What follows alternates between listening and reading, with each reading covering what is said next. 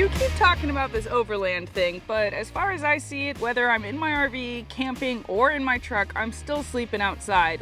What is the difference with overlanding?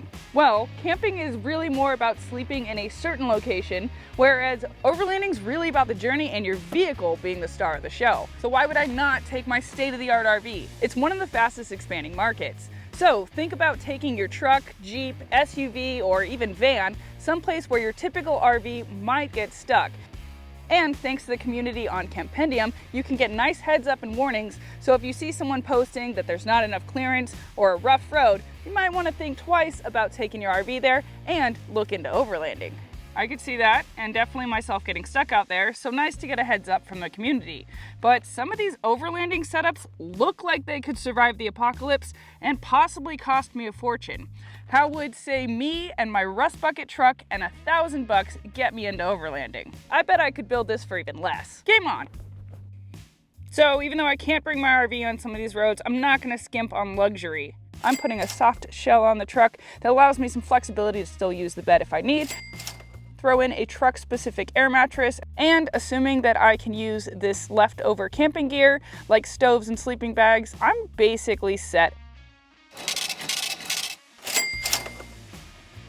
Look at you overlanding and roughing it without your RV. This looks pretty solid. Not bad, right? I went a little over budget, but I can slowly add to the kit or DIY some stuff. And I've already put fairy lights up, which according to van and overlanding life, this looks like the symbol of you've made it. I'm already on Campendium trying to find the next cool spot I want to go overlanding. Using Campendium, you can search for areas to go boondocking, which is great for overlanding. Sometimes users will even drop in GPS coordinates so you don't miss an excellent camping spot. You can also see cell service reviews of the location and really get a feel of what you're headed into on your adventure. Well done. I kind of get what you were saying. It's cheaper than getting a full-on RV, and I can go more places than I can currently take my RV, and I can slowly add to it because I'm already scheming on some new toys. All right, fancy pants, at least boondocking is usually free. This is my gear though, so I need it for mine. For my setup, I'm using a super affordable truck tent. Found one of these for about $100, and if we were using an SUV, I could even just sleep in that. For extra credit, these garage squares fill in the gap between your truck bed liner, so you don't have those awful ridges to roll over on. Honestly, there are a ton of online videos customizing certain vehicles, so whether you have a Jeep, SUV, or truck, I'm sure that there is a DIYer that can help you out.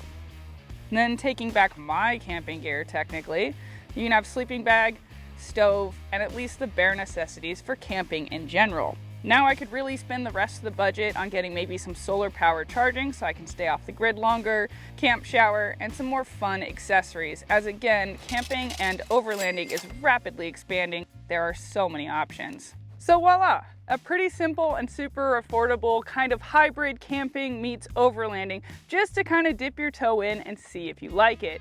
Really, there are a ton of different ways to go camping, so I'm sure that you can find a sort of style that fits you. So whatever form of camping you like, there are some helpful links in the description and an entire blog that Campendium has with camping tricks and tips. My name is Alyssa, and I will see you in the next one.